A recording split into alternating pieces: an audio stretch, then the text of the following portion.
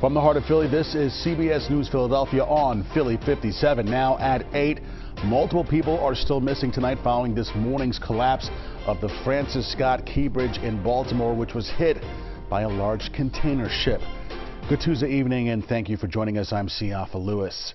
6 construction workers who were on the bridge when it collapsed remain unaccounted for. An executive of the company which employs them believes they did not survive. CNN is reporting that the Coast Guard has suspended its active search and rescue operation for tonight. Here's what we know as of right now. The ship, named Dolly, had just left the port of Baltimore when it lost power and struck the Key Bridge around 1:30 this morning. The ship's crew issued a warning that it had lost power, giving officials a chance to stop cars from driving over the bridge and to try to evacuate the span. The National Transportation Safety Board has yet to board the ship, but leaders say they will be searching for the ship's recorders. Area officials say the bridge was fully up to code, and President Biden commented that it is his intention to have the federal government pay to rebuild the bridge. The Francis Scott Key Bridge opened in March 1977 and became a beloved part of the city. It's a bridge that helps to distinguish Baltimore from other cities and a part of what makes it the Charm City. To see it as it is now is heartbreaking for so many. CBS Philadelphia's Ray Strickland has more from Baltimore County. May your whole life prove that God is good. Seeking comfort during a time of tragedy. Our hope is unshaken. Faith leaders gathering for a prayer vigil near the Key Bridge collapse. Comfort, protect, heal. Baltimoreans remaining hopeful as search and rescue efforts continue. It's gut-wrenching and it's tear-jerking. Cheryl Miles, who's lived in Baltimore her entire life, can't help but to think about the victims and the families impacted. And you think about the fact that you or one of your loved ones could have been on that bridge at the time. And then you think about the people that their loved ones was on there, and did they survive? The Francis Scott Key Bridge was first built in the 1970s, quickly becoming a landmark in Baltimore. Terry Ratliff says it brings back memories of his childhood. He says the fact that it's gone is devastating. I remember when it was first built and going to college back in the late 70s. And, you go there and you think, well, you think it's solid, it's going to be there forever. And then just something like this, and, it's a horrific tragedy, loss. John Flansburgh, who lives near the bridge, says he heard and felt the moment the ship crashed into it. He still can't believe the iconic structure is no more. I used to come out every morning and I used to fish off of that pier right there. And now I can't. I go down there, and I used to look at the bridge and everything. Now I can't even look at the bridge anymore.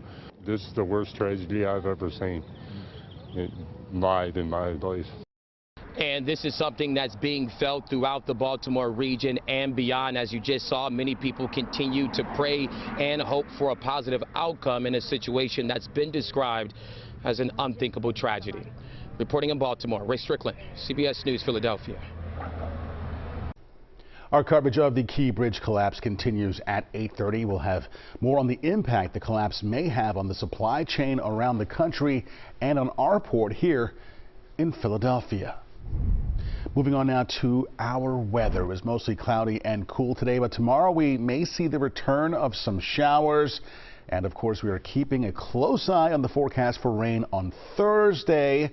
That, of course, is the day the Phillies have scheduled their season and their home opener. Here's Chief Meteorologist Bill Kelly with all of the details. Yeah, Siafa, it's trending a little drier, which is nice. The system moving farther away off to the east, and that's something we're going to be looking at here coming up in just a moment. I want to get you out the door tonight. This is our live look here from Camden, looking across the Ben Franklin Bridge on this beautiful evening tonight. I'll take my badge off, put it in my pocket.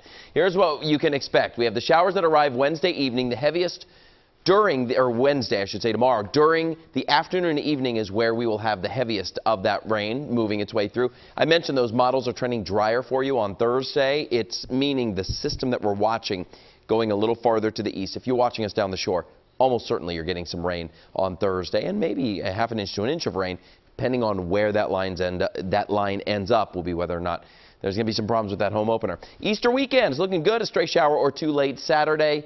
Otherwise, the weekend dry and temperatures up near 60 degrees. So here's where we are right now. We have the clouds out. They're going to be moving across. We have some showers that are as close as central PA, also down into parts of Northern Virginia and Maryland, approaching the D.C. area. And then farther down here to the south, our weather maker for Thursday is going to be developing and working up the eastern seaboard. And once more, I'll walk you through that specifically in just a few minutes. Outside right now, not bad, 46 degrees. The winds are fairly breezy out of the east-southeast, and you might smell some smoke out there. There are some prescribed burns going on, we're told, in New Jersey, and some of those easterly winds blowing it into the city. I walked out during the dinner break and went, what is that? What's on fire? And it turns out that's most likely what it is. Again, your 7-day forecast. We'll talk about Wednesday and Thursday in your Futurecast coming up in just a few minutes.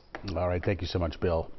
Prosecutors in Philadelphia have filed charges in a case which saw a 7-month-old left inside a Feltonville Daycare Center after it had closed. It happened at New Horizons Child Care Solutions along Whitaker Avenue back on February 1st. Firefighters rescued the child, who was found asleep in her car seat. Daycare Center workers Cydia Thomas Ishman, Gabriela Rivas, and Janae Smith are charged with endangering the welfare of children and conspiracy. Crews in Chester have called off the search for missing 6-year-old Li'najah Brooker. She fell into the Chester Creek Saturday night and was swept away. Eva Anderson is in Chester as the little girl's family and the community there grieves her loss. On the third full day of searching for missing Li'najah Brooker, crews ramped up efforts, this time using scent-trained canines to assist in the search. Always our hearts go out to the families and friends. John Norris led a team of 10 volunteers and 2 canines from the nonprofit Pennsylvania Wilderness Search and Rescue. They joined law enforcement Tuesday by boat and on a half-mile along the creek. We don't want family members having to look for their own loved ones, and we don't want the emergent volunteers or the public to be the ones doing that work either. At one point, law enforcement said a canine may have picked up a scent in the Chester Creek area across from the playground. It's the same area where officials say the 6-year-old was playing Saturday before making her way creekside and falling in. They used an underwater drone and sent in a diver to look more, but sadly couldn't locate her. Neither could the boats on the Delaware River, using special sonar equipment. At this time, we've exhausted every method we have to search for her, and unfortunately, we have not been able to locate her. Officials then decided to call off the search and contacted Li'najah's family. And anything short of bringing Nene home